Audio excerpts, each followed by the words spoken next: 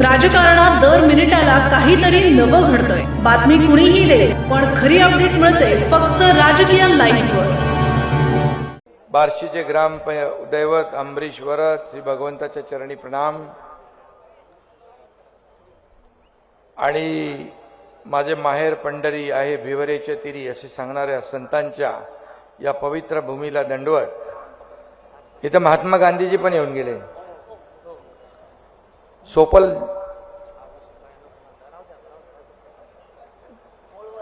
मूळ वैरागचे आणि सोपल साहेब 6 वेळा निवडून आले। 7 वेळा निवडून आले। आता या विधानसभेच्या वेळेत थोडं गाडी चुकली नाही तर मंत्रिमंडळात असते ते। बघायचं ना तुम्हाला।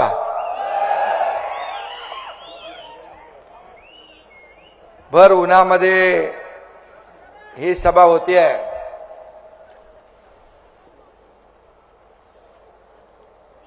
खरं म्हणजे सोपल साहेबांचं गेल्या अनेक वर्षाचं या विधानसभेतलं काम आपण पाहिलेलं आहे। मी जवळून त्यांना अनुभवले। 2 वेळा ते विधानसभेत नव्हते, पण विधानसभेला देखील चुकल्यासारखं वाटायचं। सोपल साहेब अजात शत्रू आहे, सगळ्यांचा मित्र आहे।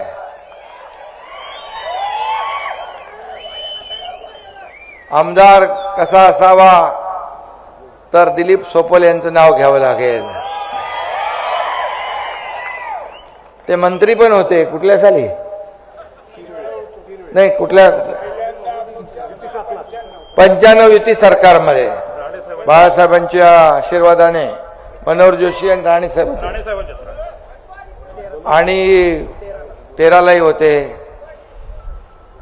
तसा अनुभवी माणूस आहे आणि कलाकार पण आहे। शेतकरी हा आपला केंद्रबिंदू आहे, मायबाप आहे। या राज्याच्या तिजोरीवर पहिला अधिकार कुणाचा असेल तर तो माझ्या शेतकऱ्याचा आहे, अशापैकी आम्ही मानणाऱ्यांपैकी आहोत। सर्व योजनांमधली सगळ्यात आवडती योजना माझी कुठली असेल तर मुख्यमंत्री माझी लाडकी बहीण योजना। मुख्यमंत्री माझी लाडकी बहीण योजना वर्षाला किती रुपये लागतात माहिती आहे तुम्हाला? 45,000 कोटी रुपये वर्षाला मुख्यमंत्री माझी लाडकी बहीण योजनेला लागतात।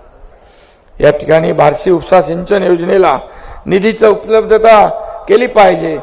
मी देखील सरकारमध्ये आहे, काळजी करू नका। उपमुख्यमंत्री आहे मी मुख्यमंत्री राहिलेलो आहे आणि त्यामुळे चिंता करू नका, निधीसाठी काळजी करू नका। या बार्शी तालुक्यामध्ये जेवढी आपल्याला कामं करता येतील, जी आवश्यक आहेत ती कामं केली जातील, हा शब्द मी आपल्याला देतो। विकासाला निधी कमी पडणार नाही, हा शब्द मी देतो। काही लोक म्हणतात निधी कुठून आणणार?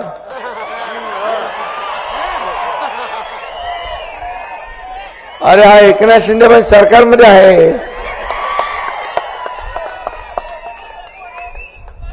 आणि त्यामुळे आपल्याला मी एवढंच सांगतो, विकास कामांमध्ये कुठेही डावं उजवा आम्ही करत नाही।